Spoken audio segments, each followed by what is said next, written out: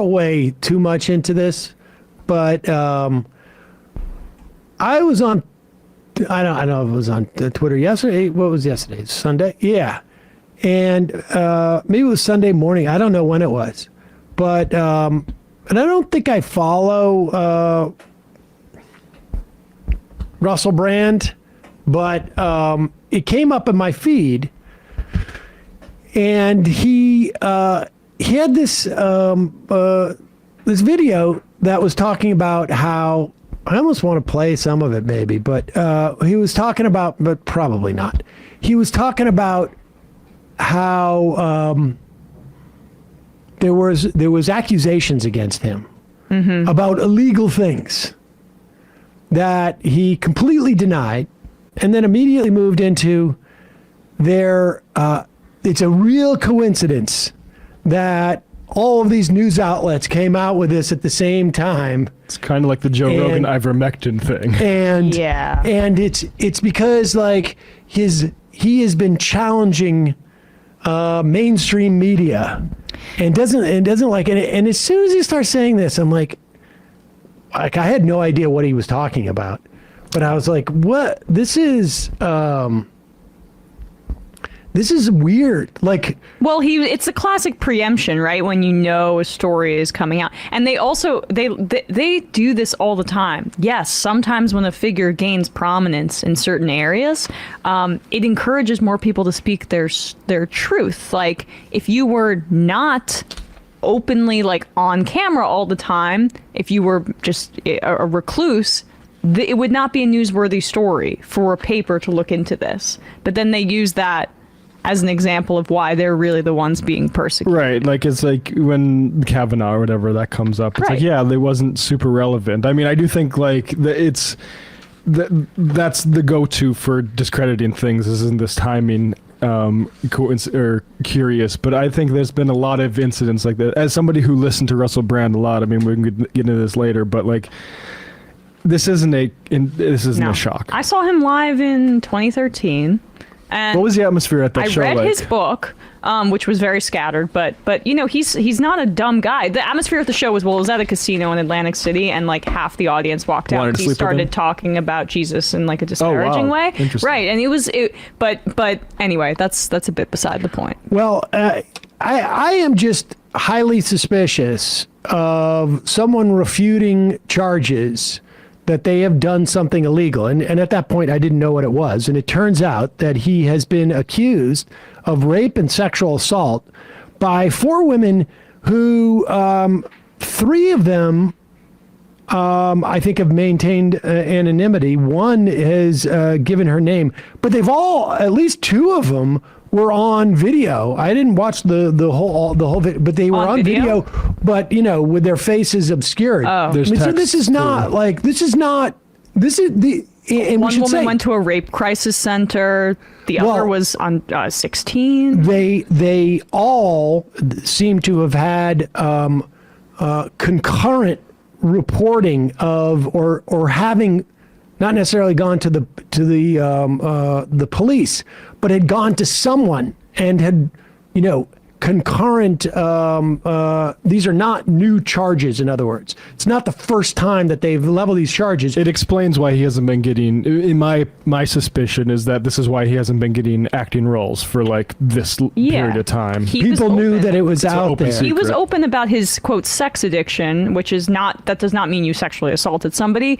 But there were also other articles about this and potential sexual impropriety, as Matt said. I mean, there's the way he got fired from the BBC, which was telling a famous old British actor that, hey, I slept with your daughter, just right to his face. There was, in 2006, the very early Russell Brand radio show, his co-host Trevor Luck had to leave the show from charges that were later dropped, but he was arrested for rape in Edinburgh Fringe Festival. And as a Russell Brand fan at the time, I never felt comfortable with the way Russell joked about that incident. So like there's a previous here. Definitely.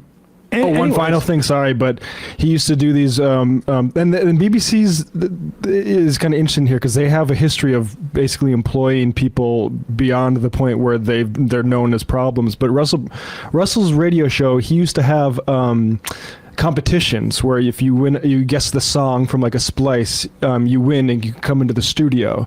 And it was becoming very clear that those competition winners weren't chosen for being the first email in, but they maybe have included pictures. And he joked about stuff like that.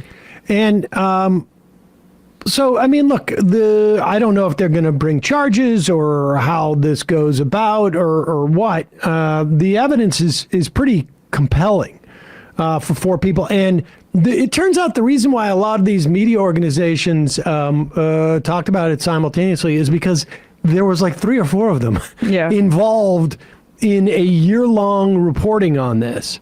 And so, it was really suspicious to me that his response was, they're trying to shut me up, because despite the fact that he's been on Bill Maher and said that pharmaceutical industry is rapacious and money grubbing, which I think is true, I don't think this was a threat to anybody. It's horrible that he's taking this tact, I think. When there's literal evidence, like text messages and like the stuff with the rape crisis stuff, to be putting him out there like some sort of a deep state attacked freedom fighter discredits all those things he's purporting to care about. This is the point. And here is like, put up this Jimmy Dore tweet. And we should say, Jimmy Dore apparently has been taking billionaire money, or was. It's unclear. The charge was by a longtime friend of his that he was getting $5,000 a month for a guy, and it was a guy who was pushing anti-vax stuff, this billionaire. I would tell you that it would surprise me. He's just a friend. Zero. Just a friend that had $5,000. Just $1 billion friend. I mean, look, we've had people who have on this program. We have a Sam Seder membership, and very early on, we had one member who gave $1,000 a month for, I think, a year. Wow. Very early on, it really helped the show. I never had a conversation with that person. I know their first name. Say, hey, who are you? Like Jimmy Dore did. Apparently, even he's like, yeah, I saw the donation. I'm like, hey, who are you? Yeah, how can they keep this going? We had a couple of donors, people from who were, well, a person from 2 people from who were fans of the show from Air America, who gave a couple $1,000s a year for a couple years. At one point, I said the show's actually like, we're self-sustaining. We don't, I would feel more comfortable if you gave it to a different, like outlet or charity of your choice, because we don't need that support as much. But the idea of getting $5,000 from a billionaire you're having conversations about like anti-vax stuff and how much we love independent media. And listen, I don't know if it's one thing for somebody to say like, we got $5,000, but I'm not convinced that that's the full story. I think like there's 2 things. There's like this relationship, which in itself is weird, and I don't know, because I don't follow closely if we have any big. I know for a fact we don't have a $5,000 a month patron to Left Reckoning. There's that, but there's also this instance of once that relationship is formed and you're giving that money, and then more instruction comes saying, hey, I need you to be on this COVID kick. And then all of a sudden, other people, which is why this has come out, I think, said like, hey, I didn't really feel comfortable with that, and I stopped getting money. Right. And the COVID kick comes with a very consistent through line in the commentary, which brings us back to this story, that all of the opposition to them is funded by wealthy interests. When you are accused of taking money from a wealthy financier to say certain things, 5, it's just like a lot. $5,000 a month, that's cheap for the billionaire, but that's like a good amount of money for any operation. You can pay a whole producer that you have to sign an NDA for that much. Exactly. And here's Jimmy Dore defending Russell Brand by saying Russell Brand is over the target. And so they use the same old trick they used against Assange. Now, first off, I have, some issues with Assange. But the idea that Russell Brand has engaged in the type of like journalism, and I do think that Assange has at times been a journalist, and certainly I think like the leaks involving Chelsea Manning were hugely important. The idea that like Russell Brand is sort of in that same league is also sort of bizarre to me. But then he goes on to say they do this to anyone who's a problem for the oligarchs. Like, who is the they here? I mean, These other are the people easiest at smears TYT. to make and the hardest to defend against. It is very hard to defend against 4 separate women who have come forward, have told their story to the media, have provided proof of contemporaneous texts and their reporting to different people in their lives or rape centers contemporaneously, years incidentally before Russell Brand even became a truth teller on Rumble, back when he was just like, an actor or a comedian or something. That is really hard to defend against. Those text messages are hard to defend against. I mean, I'm just going to read the BBC's summary of the allegations in that piece. One woman alleges that Brand raped her against a wall in his Los Angeles home. She was treated at the rape crisis center the same day. The Times says it has seen medical records to support this. A second woman alleges that Brand assaulted her while he was in his early 30s and she was 16 and still in school. She alleges he referred to her as, quote, the child during an emotionally abusive and controlling relationship.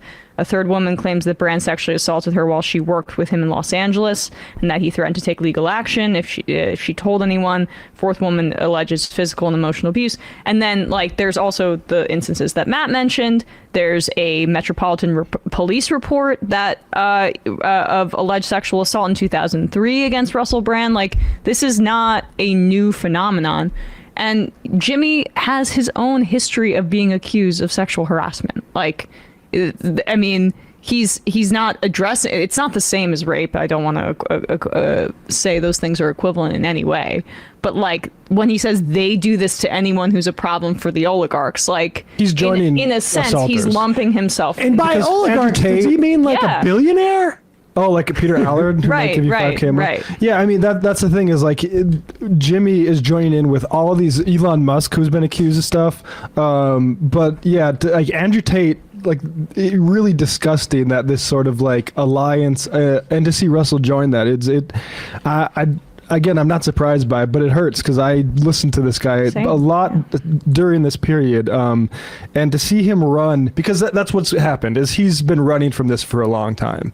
He doesn't do any work with the people that I used to like him working with. I was unclear why that didn't happen. He's been moving into this new orbit, and I think we see why. New friends. And I would be surprised if that will protect maybe him. Rumble didn't understand. Oh, maybe we can get an underwater asset here because there's some rumors going around about this guy, and he might be looking for a place to land. I don't know if that's true, but that'd be something that I'd be wondering is how much Rumble knew about this beforehand. Well, he might have fallen into he's always been kind of woo-woo-y and wellnessy, falls into this COVID stuff, not getting a lot of work elsewhere, and then he knows that this is something he could continue to double down on, and then if any of the allegations preventing him for getting work come to light, then it's all, I'm getting canceled for my work in this area. That's just a theory, but it explains a lot. Well, I mean, we'll see. I don't know what is next in that, but he is convinced that he's just over the target because he was on Bill Maher's show. Being anti-vax thing, Bill's got that covered. Yeah. Speaking of corporate media, Bill. Well, we can get into Bill Maher in a sec, but very close to the Warner Brothers CEO, was photographed at the basketball game with him at a certain point, and I'm sure they were happy with him leading the charge on the scabbing.